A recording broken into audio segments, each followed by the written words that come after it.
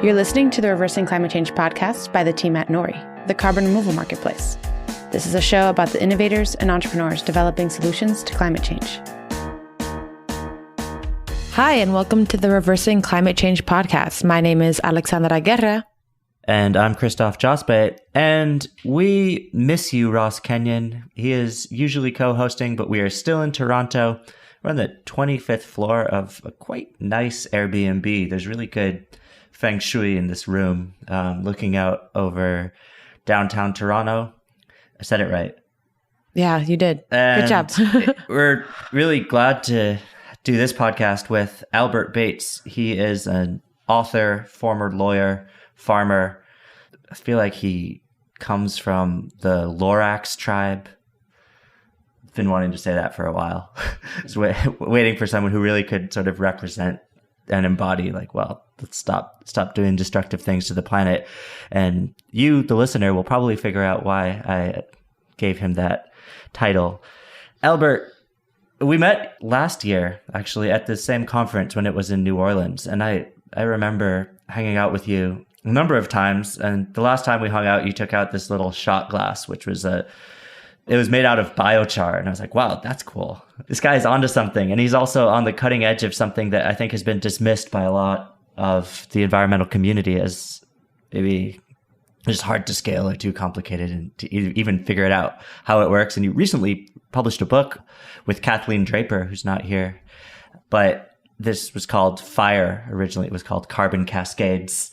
I'm sure we'll get into Burn. Yeah, it's called Burn. Oh, man. Yeah. Sorry, listener. It's called Burn.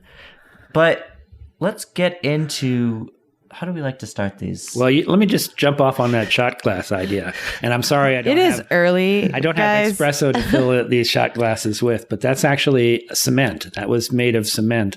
But it was a cement that was doped with biochar.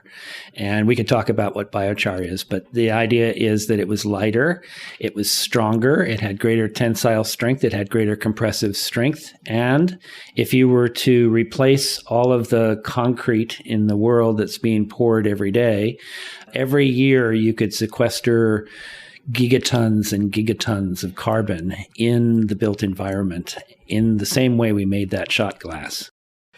And gigatons, that's 1 billion tons. Well, sorry, I was kind of going slow, but Albert, I want to start off with you. Who are you? How did you get to where you are today? You were a former lawyer, so at some point you got out of that racket. Yeah, actually, the lawyer thing was sort of what got me into the present racket. I was taking a case in environmental justice that involved a small community in Tennessee that was being dumped upon. It had a chemical company that was making herbicides and pesticides, and they injected their waste stream. Imagine, if you can, how toxic a bad batch of herbicides is. And it went down into a well that fracked the earth a mile down and created its own repository. And they had put something like 1 billion gallons down there. And it was the most toxic stuff ever tested in a state laboratory. One drop killed all the fish in the tank in 24 hours. And so their argument was, Tennessee has plenty of water. You don't need this. It's a mile down there. You never have to go that deep for water. We're okay. And my argument was twofold. One, population is increasing, and two, climate is changing. We're going to need water, more fresh water, and so don't go destroying the aquifers we have. And at that time, we're talking 1980, I had to go into court and prove that climate change was real. So I was drawing upon experts. I went to my congressman to help do some research. His name was Al Gore.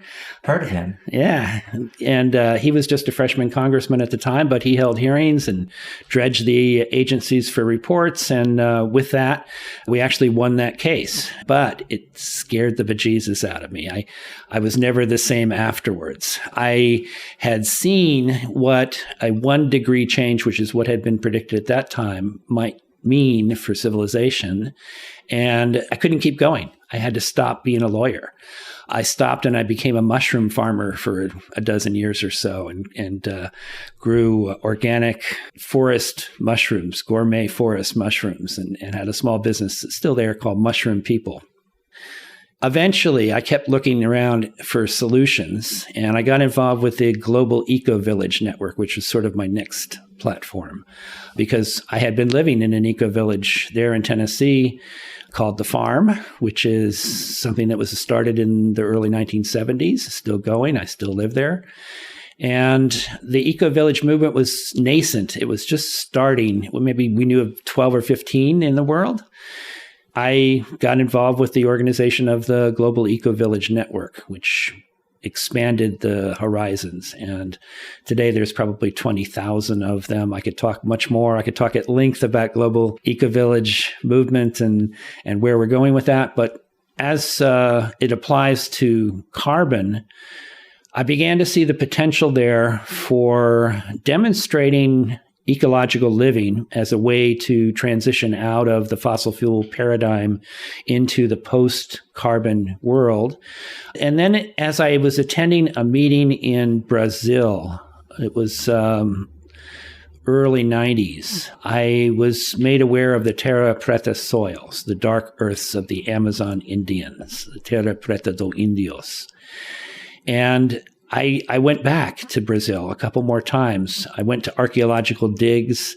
I went to scientific conferences on terra preta, and I began to understand what that's about. And it was about building carbon over the course of millennia by indigenous practices of soil management.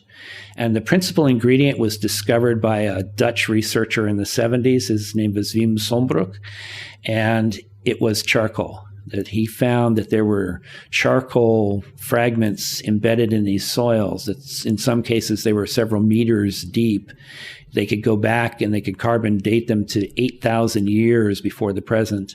And so the Indians have been doing this a very long time. So you actually had two styles of agriculture being practiced in the world since the last ice age. And on one side of the planet, we had irrigation and the plow. It's the story we're told of Western civilization, the Fertile Crescent, northern China, northern Africa. Well, everywhere that style was practiced, the carbon was removed from the soil, mostly by tilling and also by irrigation. And what you were left with was deserts. It was a desertification process in slow motion, although it's speeding up.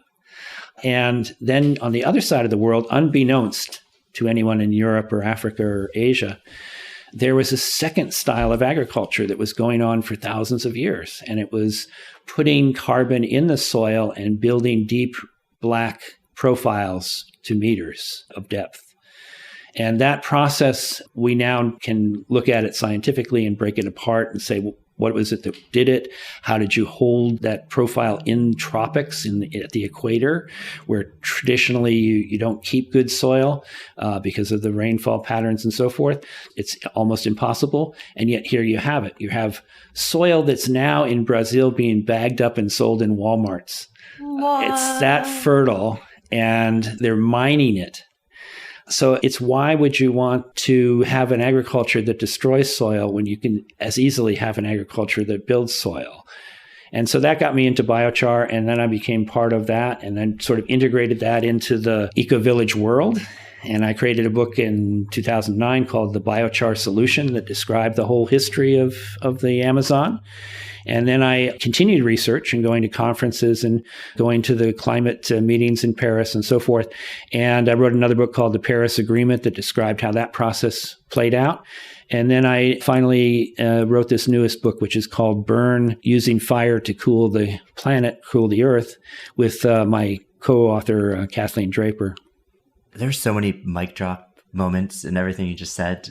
there's a lot I want to unpack. I guess to start, we're talking about biochar. So how do you make biochar, and what was happening in sort of the Amazon where terra preta was being formed? Were they doing the same things that are being rediscovered and done again today? There's a lot of work being done there. And in fact, the anthropological, archaeological work was some of the most interesting. And you have the Brazilian scientists there who are some of the leaders in the world in this, but you have people being drawn from universities in Germany and Holland and all over. And I think the field is expanding incredibly rapidly. I did an Ngram search on the scholarly journals, and they've gone from something like 300 articles in the 1980s to 10,000 a year now, something like that, where every university is starting to look into what is the process by which biochar changed these soils, how long does it last, what's the mechanism, is it chemistry, is it physics, is it biology? Well, the answer is it's all of those. That actually the biology is fairly straightforward. If you look at charcoal under a microscope, what you will see is a pore structure that resembles to some extent the tissue of the plant. You can see the cellular structure of the plant and the vascular structure. And then if you look a little closer, on the walls of those pores, there are pits or pores, and that's possibly caused by the expansion of gases as the material heats in a kiln, and there's an explosion of the volatiles, and that craters the walls. And then if you look down a little closer into another level of microscope, you find that it's pores on the walls of the pores on the walls. So it's fractal, turtles all the way down. You've got this amazing pattern there of surface area. An area of 1 gram, about the size of a pencil eraser, has greater surface area than a football field, greater than a large building. And that's because of all of those intricate pores on the walls of the pores. Well, if you're a soil bacterium or you're a fungi, and you're just, you are a fungi, Chris. You are traveling through the soil and you encounter this structure, and it's like a condo. It's like, wow, I can move in here and bring the whole family. And these cupboards, I'm going to fill up these cupboards with the various elements and things that I need.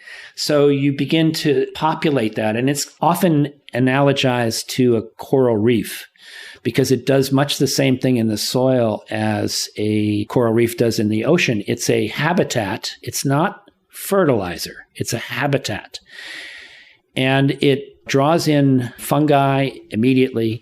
It draws in nematodes. It draws in amoebae and bacterium. And pretty soon you've got this wild population. They do these diagrams of these tree diagrams of DNA profiles of soil. And immediately after adding biochar, the diversity goes off the chart.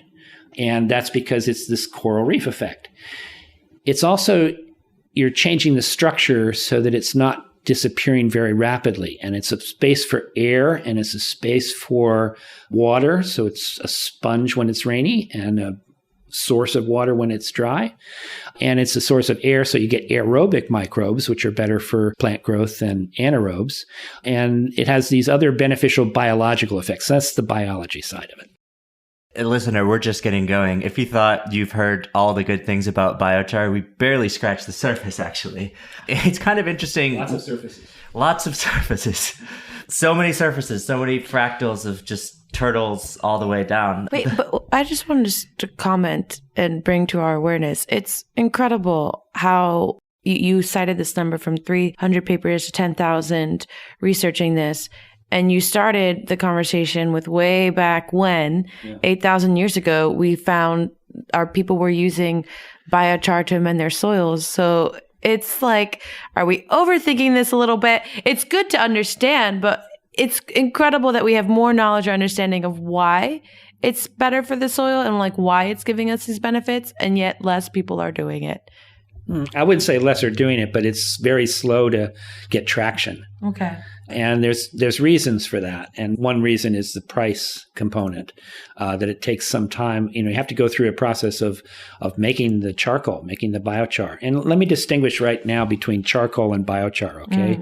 Because they're very similar physically, but If you go to the hardware store or the grocery store and you buy a sack of charcoal for your barbecue, it might have some petroleum products to help it as an accelerant or to get it started. It might have some hickory smoke flavoring or something, which could be compounds that would be great for flavoring your food, but we wouldn't want to eat. And biochar is, I could say, an edible form of charcoal. It's pure. It's just carbon. Yeah.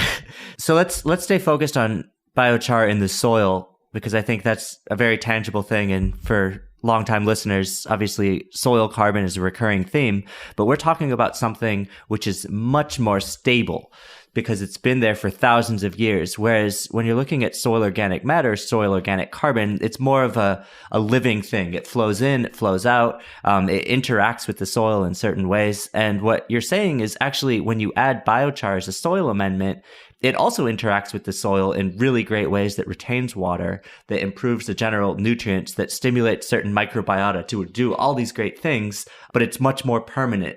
So can you spell out a little bit kind of some of the interactions that happen in the soil when you add biochar? Yeah, and it's good that you mentioned this because there's humic acid that actually is favored by biochar. It gets formed more quickly. In a compost pile, the composting process happens about 30% faster if you add the biochar to the compost. And that's really microbial action. The microbial action is sped up. The reason that it sticks around, that it's still there after 8,000 years, in fact, that's a minor estimate. You can find biochar that was created 250 million years ago. If you go to the fossil record of the ancient forests that were here 250 million years ago, there was biochar from forest fires that was created.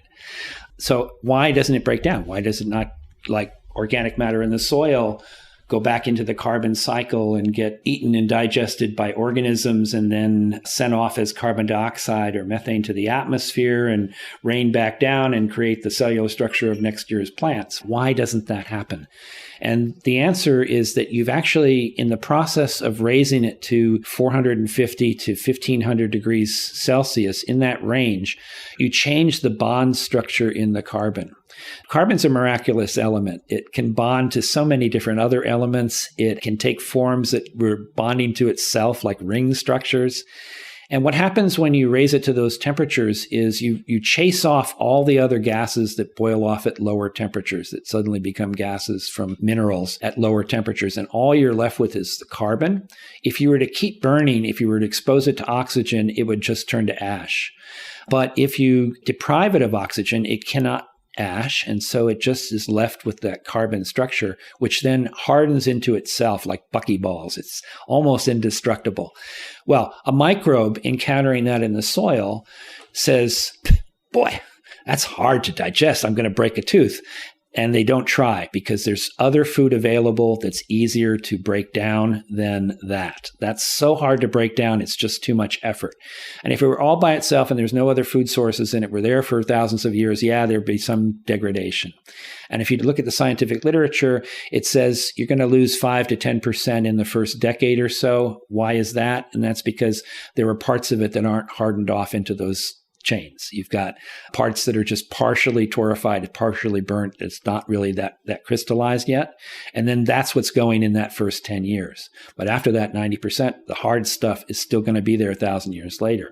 This is actually very important because it's moved from a labile form of carbon to what's now in the scientific literature called recalcitrant carbon. Recalcitrant carbon is verifiable in any kind of carbon analysis regime. You can actually go back after 10 years, 20 years, do a soil analysis and do a real count and see what's there.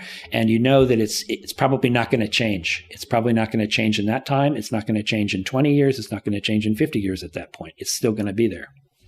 So this is great. And I love it because I've got this vision in my mind of, okay, we can just start growing ecologically the trees to burn and make biochar. We amend them in our soils and we keep this cycle. And there is theoretically a cycle that we can have. But how much of biochar created today is actually done in a sustainable way where we could close that cycle. And it's still, we're growing trees, not tearing down trees and leaving barren land. Very important point. And I don't want us to start getting into genetically modified forests of eucalypt. This is not the direction we want to go. We need those forests. They need to be mixed age, mixed species. They need to perform all the services that normal natural forests perform. And also they need to be inhabited by two-leggeds as well as all the other kinds of animals and creatures. And so how you create a forest culture is another story, and that's kind of where my eco-village component comes in, because I live in a forest eco-village. But the part about sources for biochar, well, if you're coppicing, if you're going in and harvesting some fruits or things from the forest and you're taking off the dead limbs, then maybe you've got a source there. If you're lumbering, then you've got a source in the slash and in the sawdust and so forth. If you're working with a mill that makes furniture, then you've got the furniture scraps. If you're working with a mill that makes pallets, you've got old pallets. You've got these different sources of waste. It's kind of like crop waste, and that's another source, is agricultural crop waste. If you start inventorying all of that, there's way more than you need to keep us going with making biochar off into the indefinite future. They looked at the maximum ramp up in the continent of Australia for biochars, because they're a little ahead of most others. And they said, well, just 2 sources here could probably supply all the biochar we would ever need. Yeah, but where are those sources coming from? The first source was paper mill wastes, and the second was municipal sewage. Right. So let me clarify my question. It's not so much, okay, yeah, that's great, reusing waste, but I think we can do better than that and look to the source, because if it's just the waste from a paper mill that's completely destroying the land and is not regenerating and it's not done responsibly, then what is it really that we're supporting? We're still relying on the root source, which is land degradation. Mm-hmm. But this is actually one of the things that I did in Bern, or Kathleen and I did, which is we went and looked at what are those waste streams that are the most problematic to us. And I'll give you another example, seaweed, okay?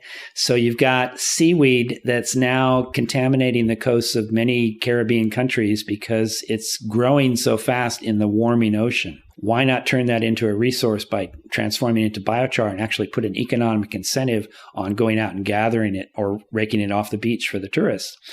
The other one is municipal sewage. I mentioned Australia, and actually it was chicken litter in Australia that was the second most thing that they could use for biochar.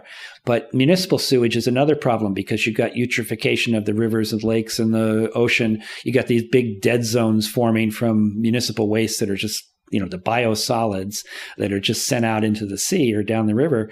And why not take all of those? You can dewater them with the heat of the process, and then you can carbonize them. And now you've got a fertilizer that's actually pretty good. Or if it's contaminated, you can do the analysis. If it's got pharmaceuticals or heavy metals or other things that sometimes get into municipal waste streams, then you can actually use it for things like that charcrete I talked about. The tequila cup example would be the things that you could put it into. You could put it into highways. You could put it into the bitumen in roads. How many millions of miles of roads are there, and how much is poured every year, especially now in China and India where they're going into cars in a bigger way? Why not just use that as a giant sink and use these sources, these underutilized, they're orphan sources of waste, and recover all that carbon and put it into the ground? I'm just so happy with everything that you're saying right now, because it's just scratching the surface of carbon cascade, the potential of once you start finding this thing which has been thought of as a waste and finding value to it. And I want to keep on riffing on Alessandra's question, because not all biochar is created equal. I mean, obviously we're talking about carbon removal here. And so the carbon needs to come out of the atmosphere somehow, whether that's through algae or biomass, which is growing. And then ultimately you're taking that biomass in some form and you are starving it of oxygen, which also that produces energy too. So when you're burning it and starving it of oxygen, you're getting an extra value, and then you're left with this char. But the char isn't always the same. So can you talk a little bit about some of the variations, and then just keep going? You already started talking about purification using biochar to deal with other forms of waste, to other forms of remediation of toxic chemicals. But I have a vision in my head of what that looks like, but I'm not entirely clear of what that looks like. I'm kind of layering on multiple questions. So no, this is good. Just keep going, Albert. Yeah, we've had this issue discussed in the scientific meetings on biochar for a number of years now, and it's kind of a conundrum because not all biochar is the same. You can get a different biochar from a conifer tree than you can from a different hardwood. You can get something from a waste source that's going to contain certain elements or compounds that are going to be different, and it's going to give it different characteristics. It may not be suitable for soils, for instance, or for coming in contact with food. So we're talking not biochar, but biochars. And we're talking designer chars, different pHs or different qualities to it. And so what we're really saying is, what's the fitness for purpose? And so you would get a particular char that's fit for a particular purpose. And in the case of the carbon cascade, the cascade is actually not that you have lots of different potential products, but that you can make a sequence of products. So after having used it as a water filter, it can then go to some other use. And in fact, that adds to its value. And I'll give you the example of a tofu factory where it's used as a filter to filter the whey water that's thrown away in the process of making the tofu. And it saves that gray water from going off and eutrophying some water source somewhere or creating an algae problem. Now you've got the char that's been enriched. And it's enriched with particular nutrients. And so if you add that to a composting project or you add that to soils in some fashion, now you're able to confer nitrogen, phosphorus, calcium, all the things that came out of the soybean are now being able to be recovered and used as a better fertilizer. In fact, Kathleen suggested that maybe you could rent the biochar to the tofu factory first and then send it to the farmer, sell it to the farmer. Interesting. I mean, it brings to mind, you are a big proponent of ecovillages, which are sort of very much in the permaculture mindset and a holistic mindset. And if you look at the sort of continuum of how humans interact with our environment, we've got one end of being really attuned with nature, which is where I think you seem to sit, to the other end of the spectrum, which is the mechanistic mindset, where we like things that are factory produced. They look the same. If you buy something in one part of the world, you can get that same thing in the other part of the world, and the factory produces it. But that's not the case with biochar, because as you say, they're not all created equal. Yet we need to see a world of unequal biochars scaling really quickly. And it seems like the ecovillage model potentially is well suited to do this. I kind of have this vision of like you're creating a biochar cartel of sorts, and these are like your production facilities to ship it all around. But let me wave a magic wand. Your ecovillages are scaling up exponentially. Not yours, but ecovillages as a concept are scaling up exponentially. What does that mean for biochar production and other holistic ways of healing the land? And yeah, I guess just spell it out for us, like how the knowledge sharing and forms of interacting with local communities and environments might play out. Yeah, I'm actually calling them e-cool villages lately because they could be a proof of concept, which would then be adopted more widely. The core of the carbon cascades process is our smallholder, bioregional, biocommodities, biorefinery, permaculture microenterprise hub, making biochar, bio-oil, wood gas, wood vinegar, leaf protein, pyropolymers, nanocarbon, aerogels, fish food, fertilizer, kitty litter, toothpaste, charcrete, cardboard, ghillie suits, roads, bridges, and Teslas that run on banana peels, employing crowdsourced drawdown blockchain credit, or something I call the cool lab. And the idea is that you would have a microenterprise hub in any eco-village, or, we can talk urban eco-villages too. It's neighborhoods that you create this at a bioregional scale where you have these microenterprise hubs that can produce all of this range of carbon drawdown products off of the same basic process. And it's all accruing to end up as carbon that's taken out of the atmosphere and out of the oceans. What do you think, Alexsandra? Do you buy it? I do. I'm just sitting here, I'm looking at the Toronto skyline, listening to you, Albert, and I'm thinking, like, how do we use this? And what are the roadblocks that we have currently today that are stopping us from utilizing this to its maximum capacity? Or are we, like, other than we harness all these waste streams, we have all this biochar produced, we could use it for creating these products, for purifying water, for amending soils. The sky's the limit. Where does the sky where is the sky? Where's the limit? Yeah. Yeah. And actually, it's that cost versus price dilemma, because it's not going to compete directly with fertilizer. And so you had this issue around biochar that's been lingering for 10 years or more as people started to think in what we can do about it.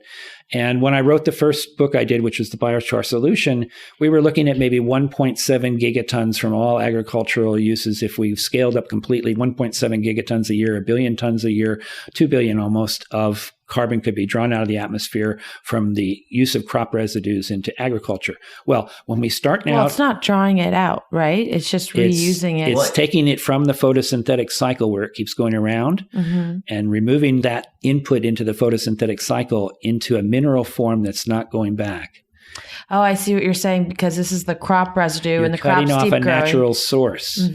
So you're reducing the natural source that replenishes the photosynthetic cycle. It doesn't go back to the atmosphere. Which would have otherwise just biodegraded and respired the CO2. As CO2 or methane, it would go back. Either it's going to be burned or as a crop residue or something, or it's going to go back as a decomposed product as like methane. And that carbon is going to then form next year's plants. Well, we're cutting it off at the source and we're turning it into a mineral form. So essentially we're mining the sky and burning what we find in making coal and putting the coal in the ground. We're running the process in reverse. I like that. So to give us some perspective, our total global emissions is around 35, 37 gigatons a year.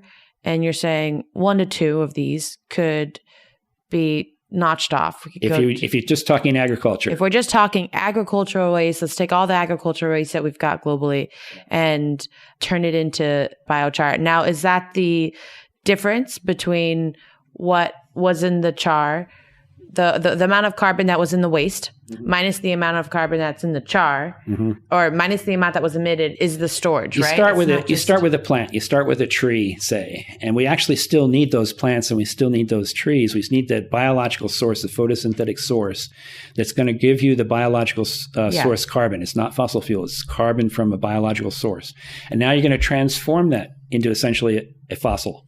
You're going to turn it into something that's going to be around for and not go back into that cycle. Yes, but when you heat it up, in the process of heating it up, you also lose some of that carbon. So that's you're true. emitting some That's carbon. true. You're going to lose some along the way, which is why you want to substitute for other things that are already producing that sort of heat.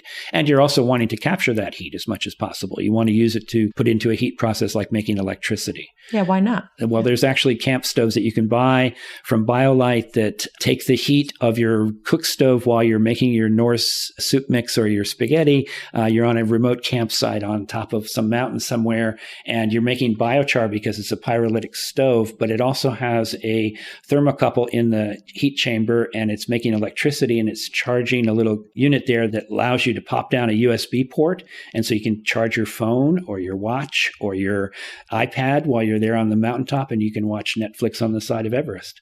But well, then why go to Everest? Right, I know. I hope not. I mean, I'm all for charging devices, but like, maybe send an SOS signal down. But what I'm saying is, don't waste that heat. Yeah, that heat is actually part of the process, and it's useful. And we can do the work that we're already doing, but we can also change it so that we're making this hard form of carbon with everything. And we can use it for all these different things. So I want to stop for just a second and go back to that 1 or 2 gigatons per year. That's the agricultural component.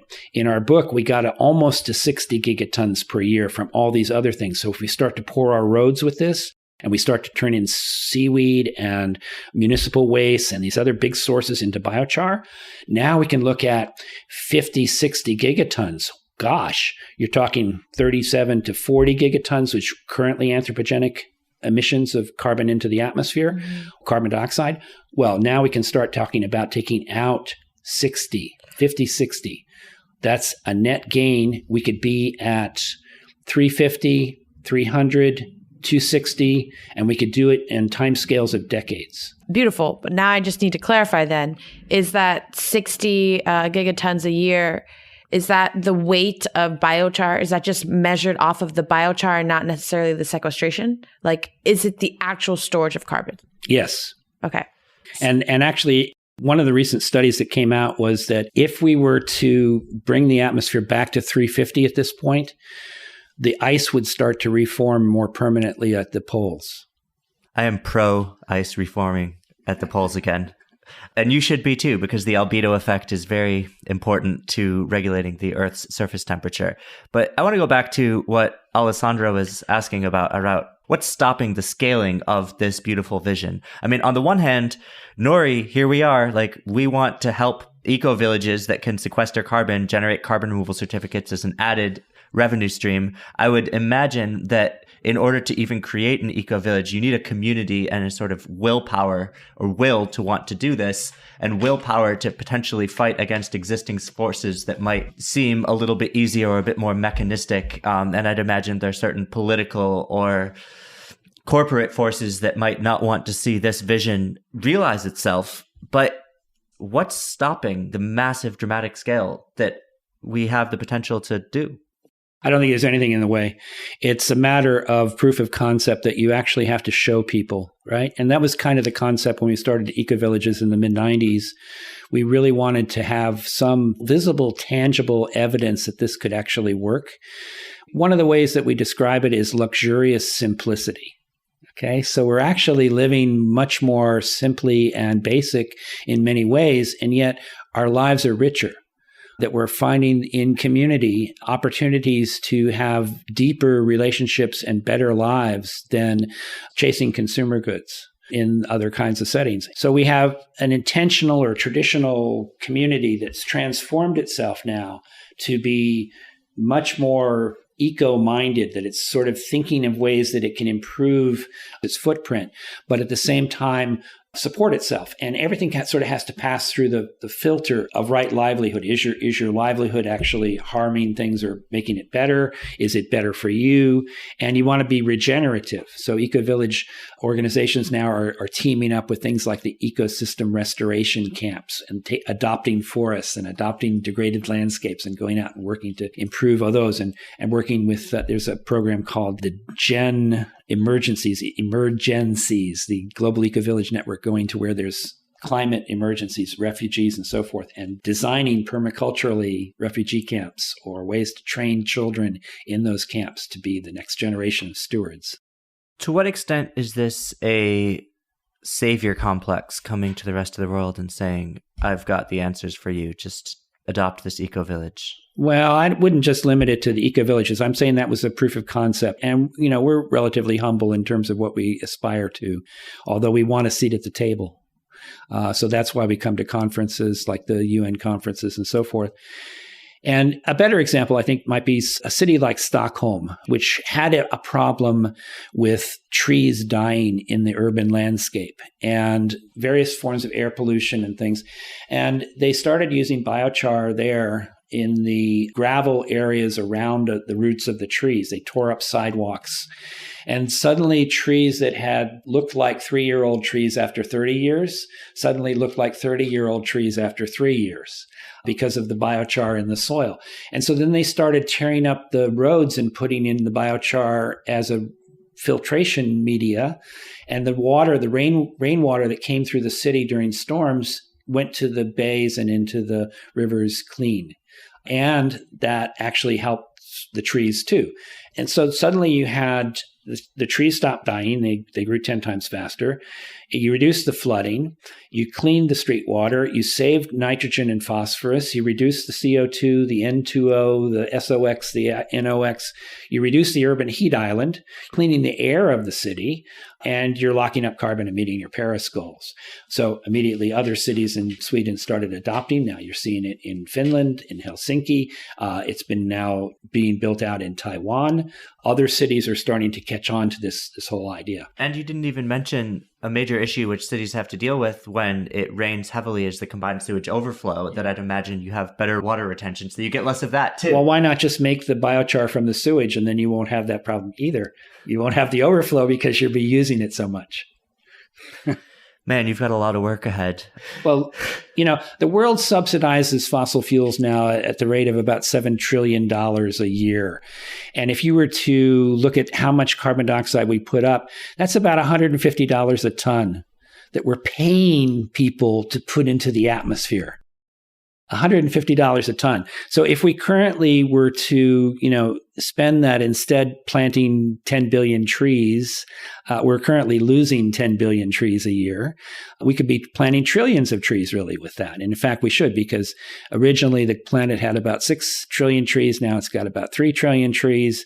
We had a single day in India where they planted 50 million trees. Wow. So we could actually do that kind of scale of tree planting. And if you could pay the same amount of money that you're currently paying to put carbon dioxide up, you could be taking it back down. So I like the idea of agency. You've laid down the framework, the context for biochar and the uses. So what can our listeners do? Like, what's next? You might experiment with making some yourself. Okay. And in my book, I've got a few different ways of doing it. Anybody, if they have a furnace at home, if they're heating that way, you can make an insert that you take some waste material like cardboard or bamboo or any kind of scrap material and just put it in this container, put the container in your fire, kind of like an artificial log. And it has little holes on the container so that the gas can escape, and the gas ignites and then it provides heat for your home. But then it's also making biochar. Mm-hmm. And so you harvest that and you refill and repeat. And by spring, you've got all of this beautiful new biochar that you can then add to your compost. It speeds up the compost process, and then it can go to the garden and you get much better plants with much greater nutrient density. They have much more flavor, all of these different things because the soil biology is so much better. Well, actually, that whole process can work even at an urban scale. If you have a kitchen in an apartment and you're composting, you can start composting. It removes the smell. That's another benefit of biochar, is it takes away the smell. And now it also speeds up the compost process. And so you can make some for your balcony garden or your window box. So I'm excited to experiment a little bit. Where can I go to sort of get some of the best knowledge on how to experiment? Is there a website? Are there good YouTube videos you recommend? Absolutely. The International Biochar Initiative has a wonderful website. The U.S. Biochar Initiative has a wonderful website. We do monthly webinars for the International Biochar Initiative. So different experts from around the world come together. And I'll use this opportunity to plug my webinar, which is coming up there. And you don't have to listen in real time. You can come and it's going to be there permanently. You can just come and download it anytime. And the resources of every journal, scientific journal that's published in this field is cataloged there. In some cases, they're reviewed there. There's a monthly newsletter. So the International Biochar Initiative, highly recommended. The U.S. Biochar Initiative, if you want to come to our conferences, we do a conference every year. We're going to do one in Fort Collins, Colorado later this year. You're welcome to come to that. I think you might have talked me into it here on this podcast. And the final questions I have for you, Albert, is I'm sure not everyone who's listening to this right now is still convinced that biochar is the best thing since sliced bread. So what do you say to the skeptics? What do you think? What do you challenge them to think about? It is the best thing since sliced bread. There's an anime that was made in Japan not too long ago. It was about a small family home bakery that was trying to compete with the big guys. And they had a competition where, the best bakers would come together and produce the best breads. And the winner was the one that included the biochar in the recipe. So it is the best thing since sliced bread. Literally. I'm going to skip the giant robot battles and stuff that were in that anime, but you have the potential there. Actually, it reduces methane in cattle flatulence by 30%. And so it's very big now in Switzerland, Austria, large dairy countries.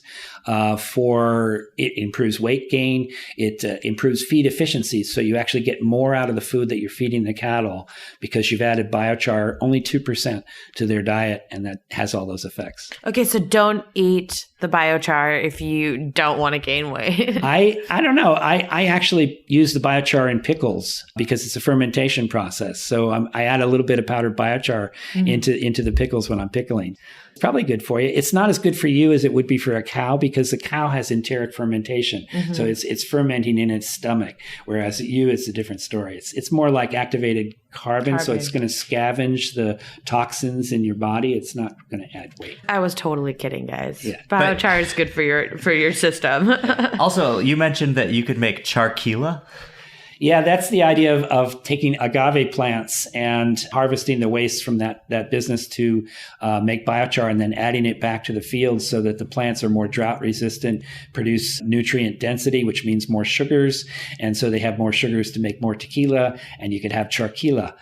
You could have charcoalate, so that your cacao orchard has the cacao pods digested into or changed into biochar and then added back into the tree. And then the tree produces fruit in 3 years instead of 12 years. And the fruit is bigger and better. So you get charcoalate that's made from cacao. I'm holding a ball here of cob. Those of you who are familiar with this method of making mud houses, this is, most of the world still houses itself in mud brick, most of the world. And so what we've got here is a mud that's been mixed with straw and biochar. And what's the benefit? Well, besides this carbon sequestration, it actually reduces it's more insulative, it's stronger, more tensile strength, more compressive strength. Ooh, it's heavy. It's heavy. It gets very strong very fast. So it's like almost like a metal when it sets up. It really is like a brick. Wow. It looks like soft mud, and then it's quite hard. I wouldn't want to have that fall on my foot. So that's a cob ball, and it sets up very quickly and forms solid, hard walls. It will block Wi-Fi. So if you're trying to get Wi-Fi from an external source, it will block that. You better have your Wi-Fi modem inside the house. But it also blocks infrared and UV and things like that. So that's why they use it in ghillie suits for snipers or for hunting, because it blocks your heat signature. Wow. Well, this has been an amazing podcast. Listener, I hope you are inspired to go out and buy Albert and Kathleen's book, Burn, Not Fire, and also the Biochar Solution, which I very much enjoyed and felt like gave me the crash course that I never had before on this solution. Albert, thank you so much. It is always a pleasure to see you. I look forward to finding ways where we can collaborate more closely. I look forward to trying to get over to Fort Collins for this conference. And certainly as Nori scales up, we're very eager to collaborate in finding ways to help generate carbon removal certificates that can further drive this whole field. Thanks again. Thank you, guys. And when they finally do make charquila, the drinks are on me.